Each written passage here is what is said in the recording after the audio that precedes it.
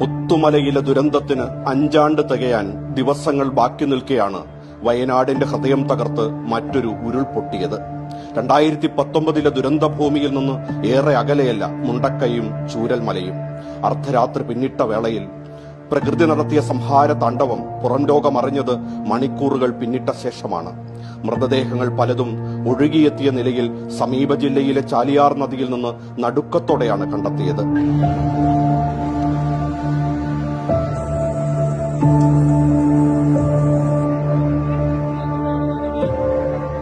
ഉറക്കത്തിലാണ്ട മുണ്ടക്കൈയിലെ 100 കണക്കിന് കുടുംബങ്ങളെയാണ് ഉരുൾപൊട്ടൽ ബാധിച്ചിരിക്കുന്നത്. മരണത്തിന്റെ ഇരുണ്ട കൈകൾ എത്ര ജീവനുകൾ നിത്യനിദ്രയിലേക്ക് കവർന്നെടുത്തുവെന്നത് ഇതുവരെ തിട്ടപ്പെടുത്താനായിട്ടില്ല. മുണ്ടക്കൈയിലെ ചെറുപട്ടണത്തെ നാമാവശേഷമാക്കിയ ഉരുൾപൊട്ടൽ സമാനതകളില്ലാത്ത